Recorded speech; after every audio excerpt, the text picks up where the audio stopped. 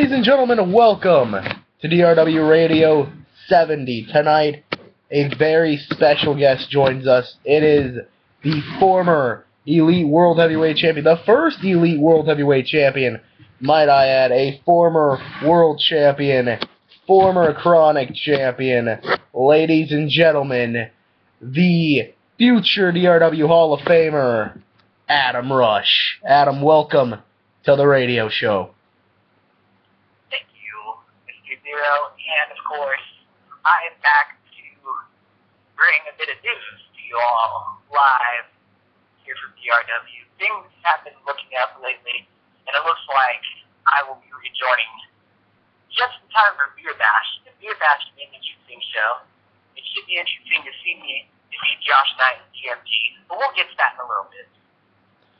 Adam, you returned at the Extreme Rumble after Alex Fame disrespected you by doing your patent and curb stomp.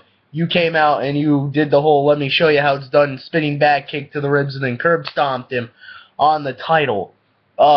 You, like you said just a few seconds ago, you are in a triple threat match against Josh Knight and DMG to be one of the three men that will be in the main event at Dark Mania fighting for the World Heavyweight title. If you get there, and if Alex Fame is champion, and with Chris Knox already getting the main event spot, how would you feel fighting Chris Knox and Alex Fame for the World Heavyweight title? Well, first of all, you should already know that Alex Fame will be my first and foremost target. That being said, if Chris Knox manages to choose this match and it's a triple threat, so be it. No big deal. It's just another notch on my belt after I defeat both of them. I mean, I want to be the World Heavyweight Champion again. I don't think it's any secret that I have been dealing with some issues outside the ring. So I'm back here in order to prove that I'm not just a one-off. I'm not just some random straggler that got lucky once or twice. I want to prove that I'm the best in the world, because apparently winning every title in DRW hasn't proven that yet. I want to come out there and I want to prove that I'm the best in the world. And I have the chance to get the chance. All I have to do is win a Beer Bash. You know, I've done this radio show with numerous of guests, and, you know, every time I've done it, you know, your name has been very synonymous every time I ask about a fantasy match or a top superstar in their mind. So I'm going to go ahead and ask you, before we get on to the bigger questions here in the radio show, if you could have one fantasy match in DRW, either including yourself or not including yourself, what would that fantasy match be? You know, that's a tough question. There are a lot of matches that I'd love to see. I've been part of quite a few really good matches, but if I could choose one match before I retire, and this one's going to be kind of a strange match, I would want Adam Rush, Chris Zero, Dark Mania 3, in a Hell in a Cell TLC match. We have not seen a Hell in a Cell TLC in quite some time. I would love to do that match. The last time, not to interrupt, but the last time that happened, who came out on top? Very true. We all know who came out on top. Moving forward with the show, you know, Sean Ripper has not hid his feelings about how he feels about you on a personal and in-ring level. I mean, he says you're one of the best superstars to ever step foot in DRW, but he also says you're a lousy piece of shit. What are your thoughts on Sean Ripper, personal and character-wise? Well, Sean Ripper, he's a decent person sometimes. You know, I don't wish him any ill harm. I think it was pretty obvious when I came to his aid on a personal level a few weeks back, you know, a few months back. I think it was actually, not a few weeks. I don't hate him. I don't like him, but it doesn't mean that I bear ill will upon him, you know. He's a little frustrating. He's hard to deal with, but, I mean, sometimes you got to deal with people. If you can't, then you settle the score outside the ring. Or inside the ring, I should say. And Sean Ripper had a match with me, and he backed out. I can't remember when it was supposed to be, but I remember him backing out. And I went on to become the DRW Elite World Heavyweight Champion. And what's Sean Ripper doing now? Wallowing in self-pity. Strong words about Sean Ripper. You know, Adam, me and you, we've kind of been here in creative since day one. You were a big help to DRW, and you know, me and you, we tried multiple times to build a women slash divas division, and it would never work. Nothing would ever click. Now that you see Dallas and Alaska with the women's division and how far it's really gotten, how do you feel about how far the women's division has gotten? It's nice to see the women's division finally getting recognition. It's nice to see that finally in DRW we have a place for women to come wrestle. That being said, you know, people like DMT, they're pioneers. They're not afraid to step outside the lines and fight for the male titles, as well as Susie Spitz. Both those women have come out and they've done amazing things. And I think that I don't know if I necessarily continue to separate divisions by gender. You know, I mean, that has been a thought of mine of just making, you know, the women's division kind of passe and kind of retiring it and having them all mix it up with the men. I don't really know how good that would go. I hope it would go great. And, you know, you mentioned Susie Spitz being one of the other women to fight men. Susie Spitz has her first shot at a major title March 1st at Beer Bash. What are your thoughts on her chance of winning and being one of your possible opponents if you win your three-way at Beer Bash going on to Dark Mania? I gotta correct you for a second. If I win, try again. Okay. When you win the triple threat match, how would you feel about Susie Spitz being one of your possible opponents at Dark Mania? I think that'd be really good for the sport, you know. Susie Spitz, if anyone deserves it, it's Susie Spitz. She's put in a lot of effort, and I'm really proud to say that I've been able to work with her a little bit. That being said, I've never had the chance to wrestle a match against her. I think that she might be slightly overrated. I don't see her as good as everybody thinks she is. That being said, I think that she'd be a decent opponent's face. What do you think on the caliber of match that her and Alex Fame may put on March 1st? Well, I hope it's good. I mean, my concern is that Alex Fame won't have what it takes to defeat Susie Spitz, and I kind of want to face Alex Fame. Of course, I'm technically going to have to root for Alex Fame. That being said, if Susie Spitz wins, good. I'll be seeing you at Dark Mania then. You know, we watched some young talent come and go here in DRW as we've been active for a year and a half, almost 2 years. And one of the guys that were coming and going at first, but now is a main roster superstar. After several name changes, here he is Mark Jacobs. And this guy has had probably one of the best years in his career. You know, being a 4-time ultra-violent champion, a 1-time tag champion with 2 different partners. He became he was the world heavyweight champion until he lost it to Alex Fame the night that you returned. Now that he's fighting Chris Zero and Torrance Banks and Tyler H at Beer Bash for the Elite World Heavyweight title, what are your thoughts on Mark Jacobs and his recent thoughts about retirement? Well, I'd like to say congratulations personally to Mark Jacobs for finally accepting that. I remember that was delayed, and I got the chance to wrestle him. He put on a hell of a match. I didn't manage to still win, but we kind of saw that coming. But he's definitely developed into someone that I think deserves to be a league champion. I don't necessarily think that he's the best talent around, but I think that he's developed into a solid top 10 talent. I think that Mark Jacobs is going to put on a hell of a match. I don't think he's necessarily going to win, but he's definitely going to put on a hell of a match. And I don't know if he should retire. I think he's got a lot of time left in him. You know, I mean, me and you both think that. I mean, I've been telling Mark for the past month and a half that he's been bringing this up, that he doesn't need to do it. I personally think he's just getting in his own head, and all these thoughts are racing too fast, and he thinks he needs to retire. I personally don't think he needs to. I mean, he thinks that he's unwelcomed in DRW. I don't really see how that is, because he's been on match card after match card, main event after main event. Hell, he's in the co-main event for Beer Bash. I mean, I don't really know how to make him feel any more welcomed. And if the talent is unhappy, I'm not going to make him stay. I mean, if he wants to leave, he can leave. I mean, I want people to be happy here. But with Mark Jacobs, I just want to point out that I made Mark Jacobs. I made his career. And I don't want to see him go down the drain, but if he should, at least I'll be responsible for making his career. I mean, that's something no one can take away from me. I made him. I mean, we look at some of the remarkable moments in his career.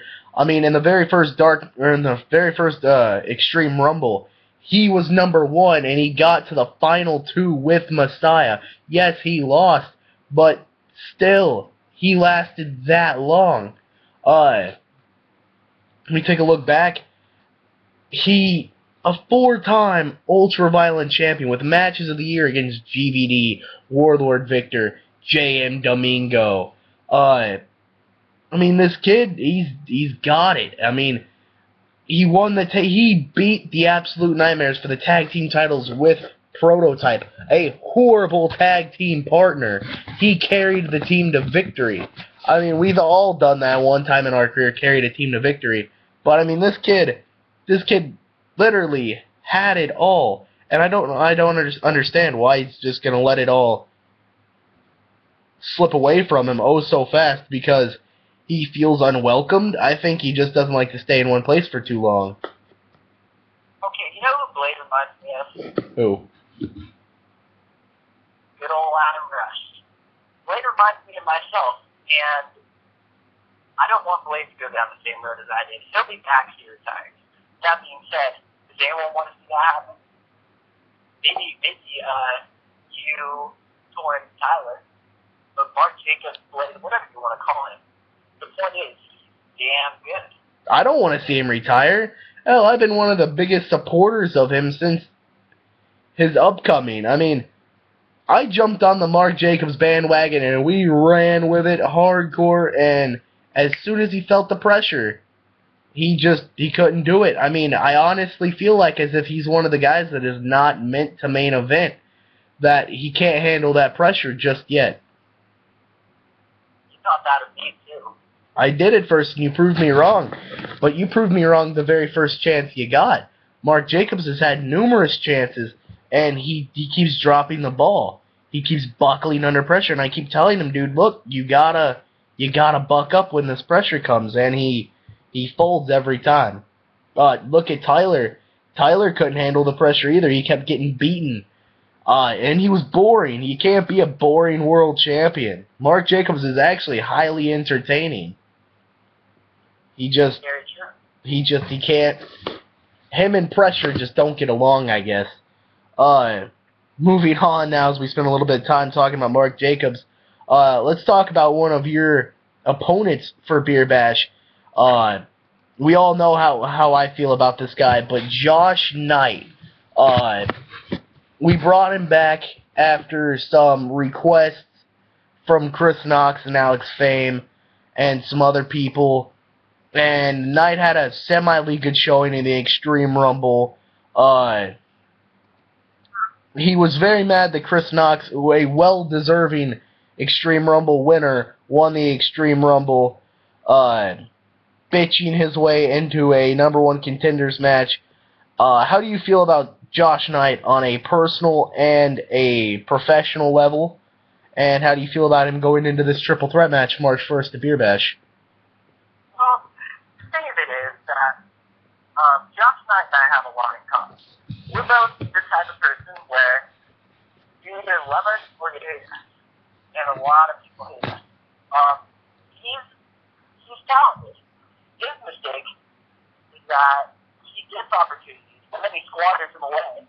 Takes them away like bitches come, whatever the hell he wants to do. And that's the mistake on his part. If Josh Knight ever wants to win a world championship, he's got to let him take advantage of his opportunities. And coming with Beer Bash, I'm going to beat him. I mean, Josh Knight, I think he's all talk. I mean, he bitches and whines and says he's going to do this and says he's going to do that and never does it. He never gets the job done. Another one of your opponents for Beer Bash, a well-respected veteran in the EFED world, a multiple-time world champion, I mean, she's an icon. She's made a name everywhere she's been. She's been a world champion everywhere she's been. And you and her had a classic encounter at Destination War back in August. You didn't really get the match that you wanted, the perfection of the match, but now with a different opportunity and a chance to maybe rewrite history and to correct the wrong that was made August 17th, how do you feel about DMG going into this triple threat match? It all depends on how hard she wants to work this time. Last time she didn't really work that hard, and she ended up getting beaten. It felt to me like she was half-assing it. You don't half-ass things against Adam Rush, because if you do, you get burned. And I'm not afraid to beat her again. I'm not going to lose this match. I want my ticket to Dark Mania. I'm undefeated at Dark Mania, and that's going to continue. That's not going to suddenly stop. With that being said, I hope DMG brings her best. Because if she does, she's going to find that it's not going to be easy. You can't just beat Adam Rush. Adam Rush beats you. And I'm going to bring up another name here. Tyler H. a few radio shows ago said if you was to ever return, he would be here waiting on you so that way he could beat you. Tyler H. has become very cocky as of late, but he's also distanced himself from DRW, and he keeps, he says DRW is his true home, but everybody sees that in a few months he'll probably be gone. So how do you feel about Tyler H. in the future and about what he said to you? I hope Tyler H. is waiting on me, because once I capture the World Heavyweight Championship, because let's be honest, it's inevitable, I'm coming after Tyler H. I hope Tyler H. comes and faces me for the World Heavyweight Championship, and I hope I can put him out of his misery. Once upon a time, I said that I was going to pass the torch to him, and that was the biggest mistake of my career.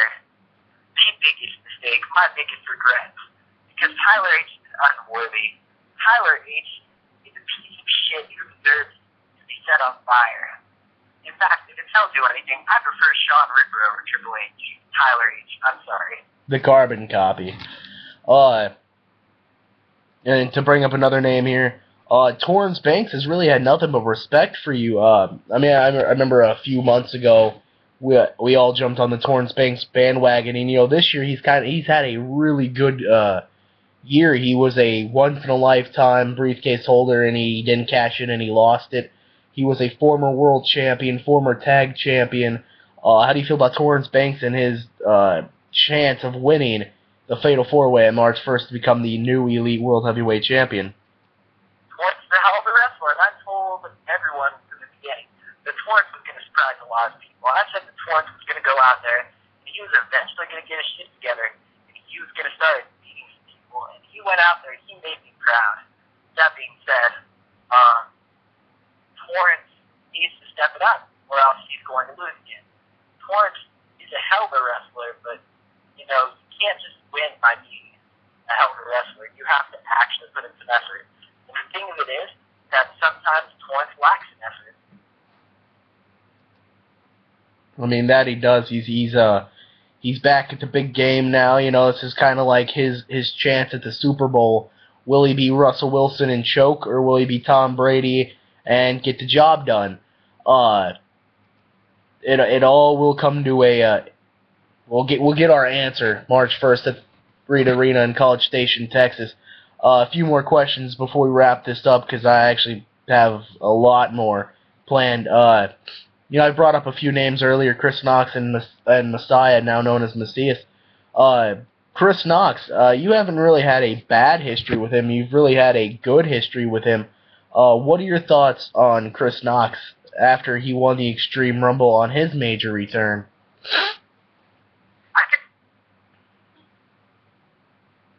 What?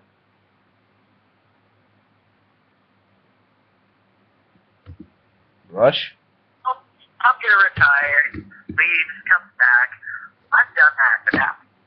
I don't necessarily think that's happening when someone retires, unretires. In my case, I had a good reason. Chris Knox, he just wanted to step away so I could his own wrestling school, his own wrestling group to teach people to be better. Now, I get it if you want to do that. That's cool. But at the same time, you should expect to come back and be handed everything. And I feel like he's come back and been handed everything. I don't think that's cool.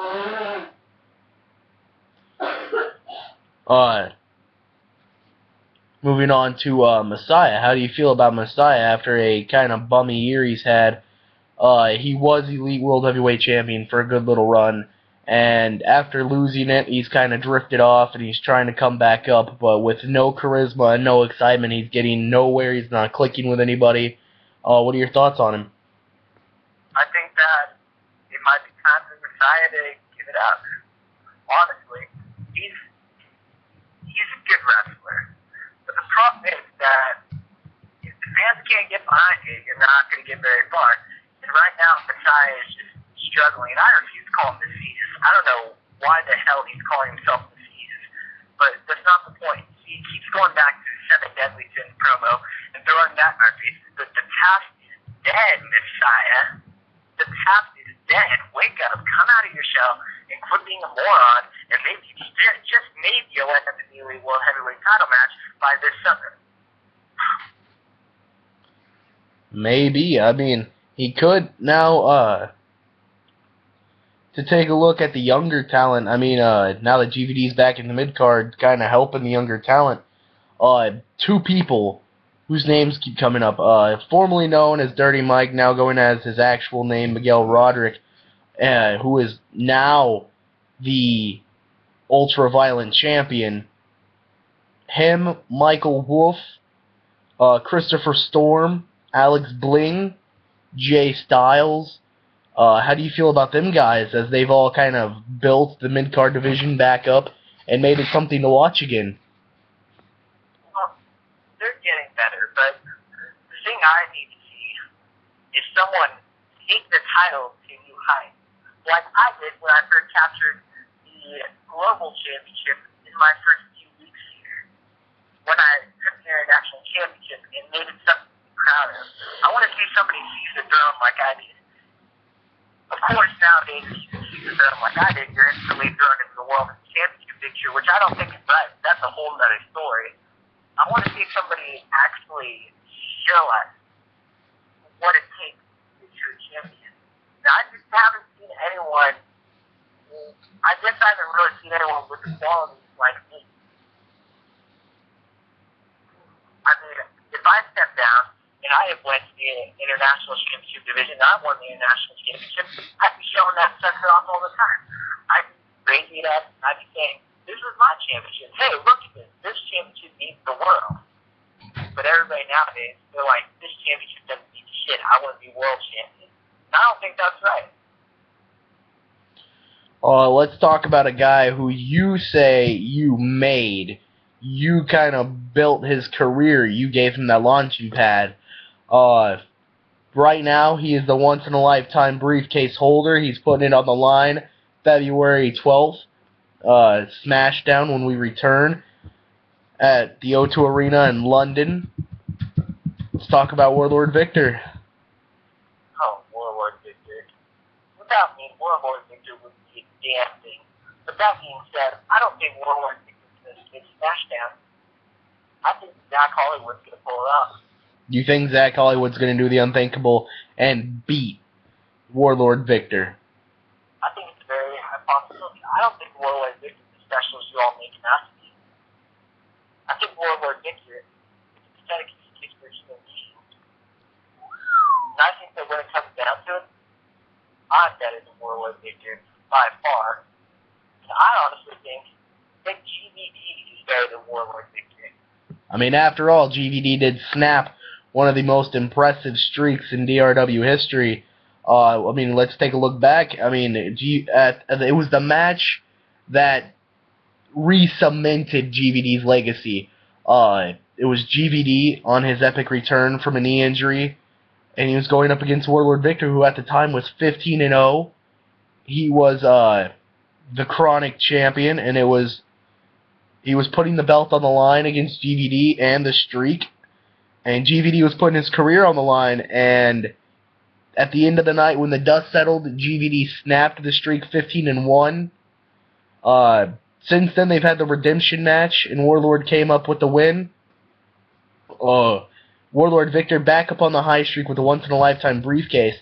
If he beats Zach Hollywood, which is big if because he is a top talent in DRW to watch out for, if he does beat Zach Hollywood, do you see Warlord Victor successfully cashing in the once-in-a-lifetime briefcase? No, I don't. I think that a lot of these talents think that you can win the briefcase and just magically become the best in the world, and that's not how it works. And I don't think Warlord Victor's ready. I don't think Warlord Victor's anywhere near ready. I think Warlord Victor is honestly nothing. I think the Warlord Victor is one of those talents that, yeah, they're okay, but they don't have the charisma. I think Messiah has more charisma than Warlord Victor. I think Warlord Victor reminds me of a calculator. And that, yeah, they're efficient. Calculators and Warlord Victor matters. They're efficient, but they're not pretty about it.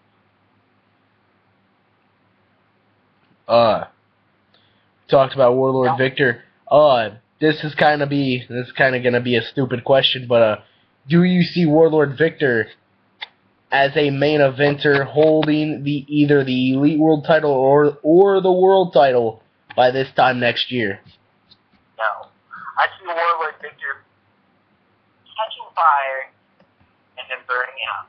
I see Warlord Victor quitting within the next 3 months, to be honest. Since we're on this subject, I'm going to bring up a conversation I had early yesterday morning. It was about 7 a.m. my time, and I live in Central America. I live in Arkansas. It was 7 a.m. my time, and this guy who Sub is a good talent scout. Let's not cut any ties there. This guy, Ark Crodhurry, I guess that's how you say it. This guy demands that the moment he gets signed, he does not go low card, he does not go mid card, he goes straight to the main event. His ring name is Ark Cage, as I'm reading down, because I didn't read this whole conversation. But yeah, this guy demands that he gets a main event shot. This guy demands that he gets a main event title shot within the first 30 days of being here. Do not get me wrong, there has been guys to do this, but it wasn't because they demanded it. It was because I was either low on talent and I needed to fill a spot, or it was because they were that good. I've never heard of this Ark Cage guy. I haven't been told, and Grant's in every EFED on Facebook, I'm pretty sure of. And Grant's never brought him up to me, and Grant brings up talent to me every day. But I've never heard of this guy, and I told the guy he had balls and I'd get him booked on a show. But what are your feelings about this, Jake? I know you've got to have some smart ass comment. If you honestly believe that you should be able to come in and just get a title shot just straight up without even earning it, that's wrong. It doesn't work like that. I'm sorry. Hold on. I want to play these two messages. They were a minute, and one was a minute long, and the other one was like 35 seconds long. And hopefully the mic catches it. I'm going to see if it does. But I'm going to play it for you. So maybe there'll be a minute and 35 seconds of dead air. But Jake, I want you to listen, or Rush, I want you to listen to this, and I want you to give your full, detailed opinion on it. I gotta wait for it to load. Hold on. I mean, this shit, in my opinion, was some of the most hilarious shit I've ever heard. I mean, not hilarious as in, this kid doesn't know what he's doing, but he had balls. I mean, stupid. It was completely stupid of him to act like this, and I don't know why they're not working. Okay, they're not working. The messages are not working now. Okay, but yeah, he said that he demands that he go straight to main event, straight to the big titles, that he will not fuck around in the mid-card or low-card. I mean, I don't even... How did this not offend Warlord, though? Like, because since Warlord Victors came into DRW, I don't think he's ever had a shot at the main event. I mean, now he's pretty much got his shot whenever he wants it with that pretty little briefcase. But that's not my point. I mean, I guess things are different now, huh, Rush? I mean, the terms of respect, I guess, and building your character up. Respect died back when, honestly, back when Chris Knox came in and basically got what he wanted straight up. I'm not going to lie. Chris Knox came in, and he became the first guy not to really earn his way. Now, I understand you saw something in Chris Knox. I get that. With that being said, ever since then, people think they can just come around and get what they want without earning it. That's ridiculous. I mean, there's been a lot of talents that have came in like that, had the opportunity, and burned out. He-Man, who, honestly, we all thought was a fucking gold mine. We all thought the moment he got his opportunity, he was going to shine. He got his opportunity and he failed. Got another opportunity and failed. Got another opportunity and failed. And no, it's not because I'm racist, as he would like to say. Warlord Victor's been semi-elite at the top. Michael Wolf's getting there. When you step foot into DRW, I don't care if you were a Quiz E-Fed legend. I don't care if you were the WRP god. Yes, I built this company around a CAW legend, Austin Uhas, and an E-Fed WRP icon, Messiah, an E-Fed and WRP icon, Firestar Heart, and DMG. Yes, I built the company around them, and then I spanned it out. I've made mistakes. Yes, I've let guys come in here undeservingly and watched them burn out. My bad. But I'm trying to come up with this thing as if we don't care where you came from. The moment you step foot in DRW, you're starting over from scratch. Yes, your accolades stay the same. Yes, you are a top talent when you come in here, but you're not a top talent to the roster. Because everybody else here is jockeying for position.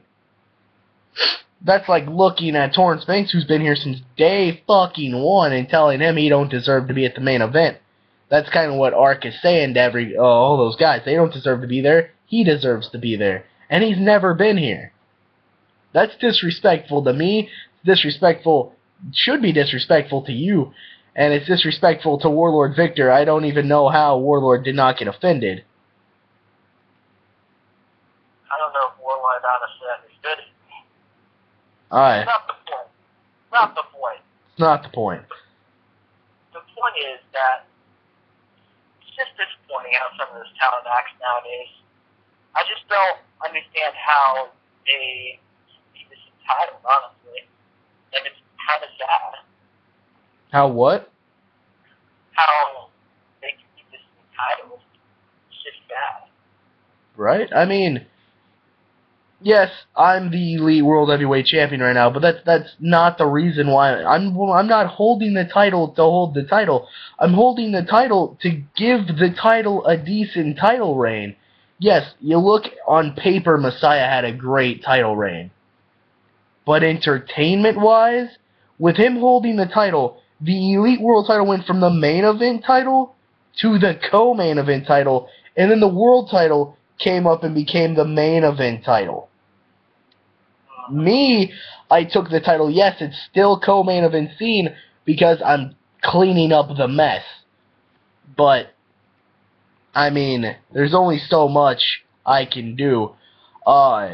You know, now that I'm having some top talents come back like you, Rush, and Knight, and DMG, all back in the ring, and I'm looking at the young talent, seeing who's going to be the future. I mean, I see bright things for DRW, and hopefully you come back onto a creative level, too. I would love to have you back on the creative level. But, I have no more questions for you. Is there anything else you would like to say to the DRW universe and on the DRW Radio show? I'd like to say that I'd watch out if I were you, Josh Knight, DMG. I'm not screwing around. I'm coming back for that World Heavyweight Championship, and I realize that until I capture it, because I'm the king of wrestling. It's time for me to reclaim my throne. All right. You heard it first here on the DRW Radio. Adam Rush is back.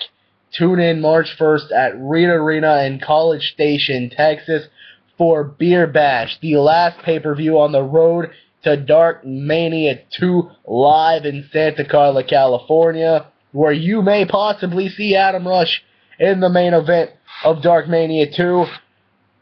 Please join us March 1st. Please join us for Dark Mania. Thank you for tuning into the radio show. We'll catch you guys the next time. Thank you guys. We love you. Good night.